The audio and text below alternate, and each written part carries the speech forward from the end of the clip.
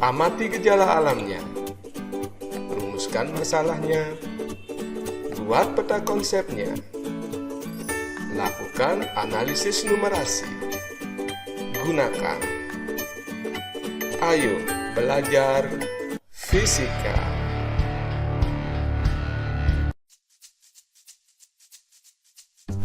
Di sebuah jalan yang lurus, Cidumu A melintas di depan Cidumu B. Sepintas, nampak Cidumu A lebih cepat dibandingkan Cidumu B. Tapi, jika ada yang bertanya, berapa kali lipat kecepatan Cidumu A dibandingkan Cidumu B? Tentu belum ada yang tahu sampai suatu saat diperoleh informasi tentang kecepatan masing-masing Cidumu itu. Bila pada saat itu ada orang yang mengukur waktu tempuh kedua Cidumu, maka barulah pertanyaan itu bisa dijawab. Misalkan, untuk menempuh jarak yang sama, waktu tempuh Cidumu A 20 detik, sedangkan waktu tempuh Cidumu B 40 detik, maka orang baru bisa menghitung kecepatan kedua Cidumu dan menyimpulkan bahwa Cidumu A 2 kali lebih cepat dibandingkan Cidumu B. Dengan demikian, besaran fisika barulah bermakna jika diberikan nilai. Dan nilai dari besaran fisika hanya dapat diketahui setelah dilakukan pengukuran.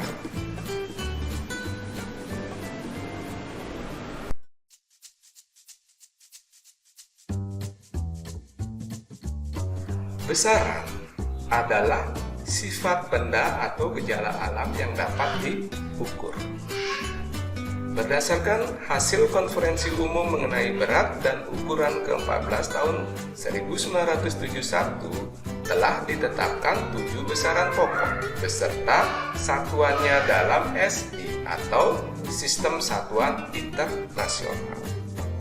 Ketujuh besaran pokok itu adalah panjang dalam satuan meter, massa dalam satuan kilogram, waktu dalam satuan sekon, arus listrik dalam satuan ampere, suhu dalam satuan Kelvin, intensitas cahaya dalam satuan kandela, dan jumlah zat dalam satuan mol. Besaran-besaran fisika yang lain merupakan besaran turunan yang merupakan kombinasi dari besaran-besaran pokok. Misalkan gaya, torsi, volume, kecepatan, dan lain-lain. Untuk menentukan nilai dari suatu besaran diperlukan alat ukur. Misalkan jangka sorot digunakan untuk mengukur panjang.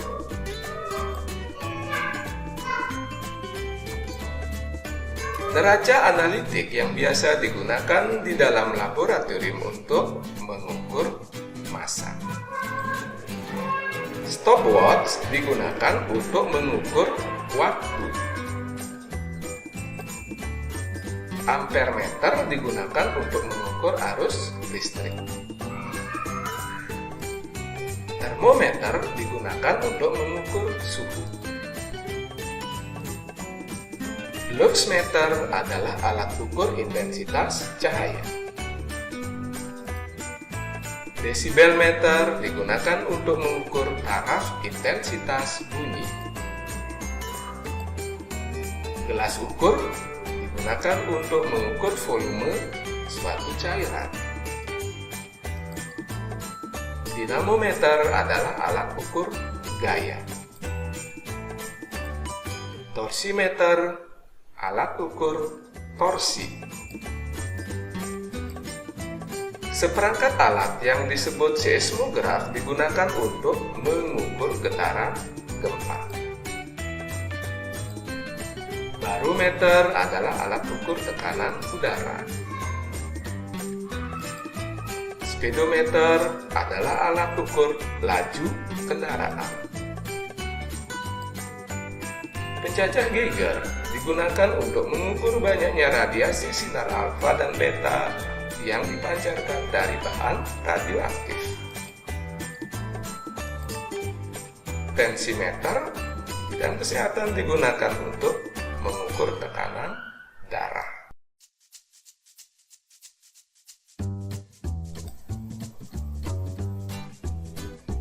Apa yang dimaksud dengan pengukuran?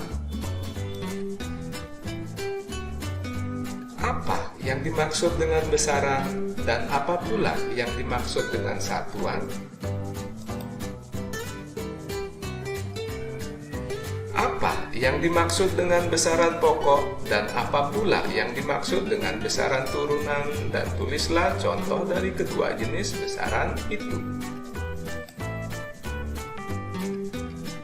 Apa yang dimaksud dengan alat ukur, dan tulislah contoh alat ukur dan nama besaran yang dapat diukurnya. Mengapa mikrometer sekrup lebih teliti dibandingkan mistar? Apa yang dimaksud dengan nilai skala terkecil, dan tulislah contohnya. Bagaimana cara menentukan hasil bacaan X0 pada jangka sorong dan mikrometer sekrup? Apa yang dimaksud dengan angka penting dan bagaimana aturan angka penting untuk menentukan jumlah angka penting dan aturan berhitung dengan angka penting? Apa yang dimaksud dengan pengukuran tunggal dan bagaimana cara melaporkan hasil pengukurannya? Apa yang dimaksud dengan pengukuran berulang dan bagaimana cara melaporkan hasil pengukurannya?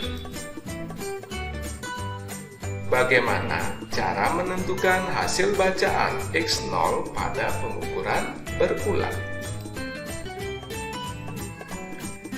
Apa rumus untuk menentukan ketidakpastian pada pengukuran tunggal dan berulang? Apa rumus untuk menentukan ketidakpastian relatif pada pengukuran berulang? Berapa jumlah angka yang berhak dilaporkan dan nilai kisaran ketidakpastian relatifnya?